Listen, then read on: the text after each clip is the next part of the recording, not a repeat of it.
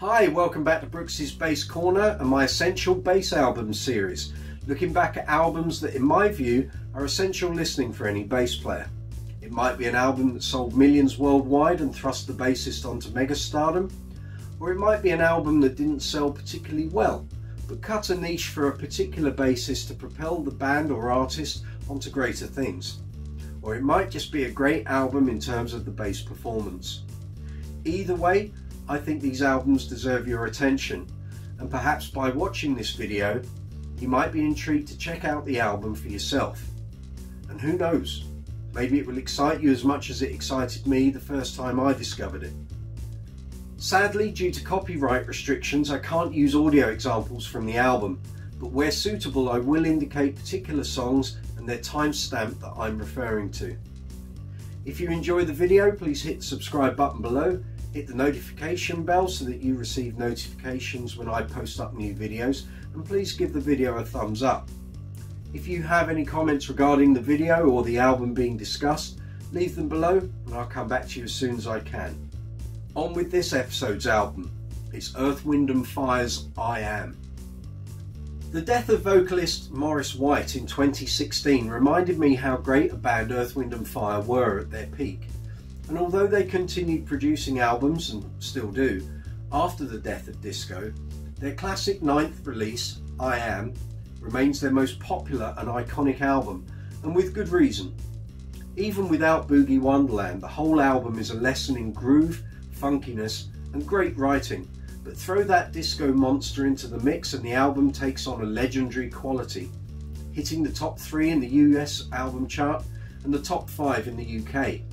When it was released in June 1979, the musicianship on the album made many a young bassist sit up and take notice, including a young Guy Pratt, who in a 2013 interview said, "I was in a mod band, then I heard Earth, Wind & Fire, and things changed.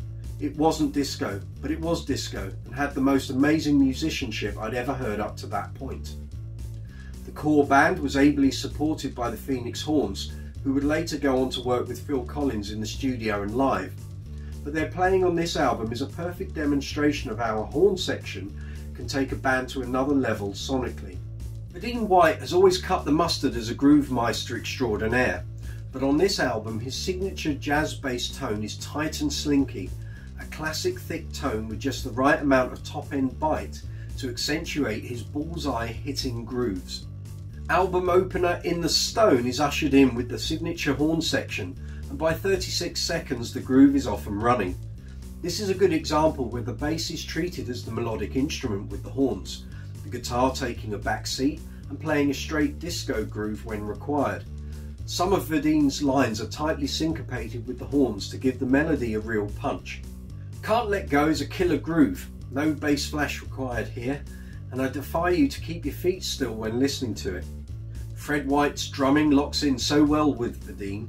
It's no surprise really, as they're brothers, and the fact that Maurice was also a drummer, it's evident that rhythm runs throughout the White family.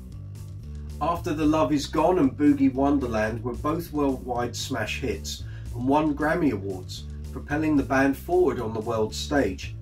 Their live show also cementing their stature as a must-see band when they came to town.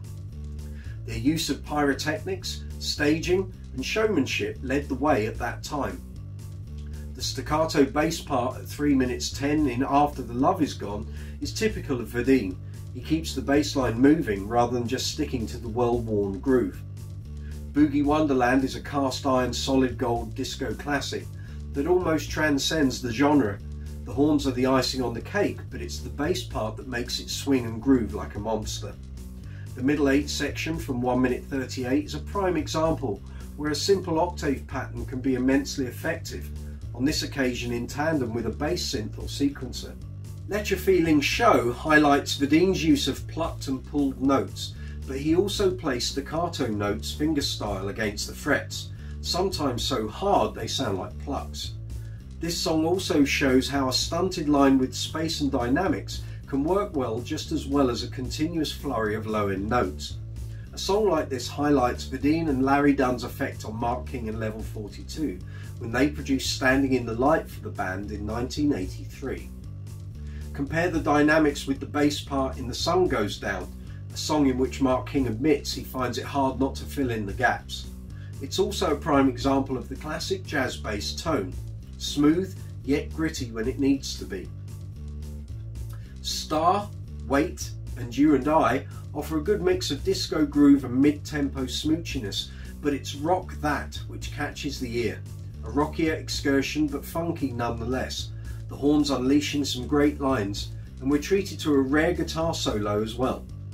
Verdine's tone control is wide open on this track, and he embellishes his bass part with occasional plucks.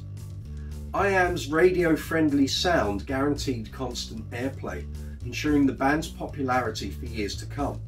But if you still don't own this album, check it out and find out what you're missing. If you enjoyed the video, please hit the subscribe button below, hit the notification bell so that you receive notifications when I release new videos, and please give the video a thumbs up. I'd really appreciate it. If you have any comments regarding the album or the video, leave them below and I'll come back to you as soon as I can. Look forward to seeing you here again on Brooksy's Bass Corner.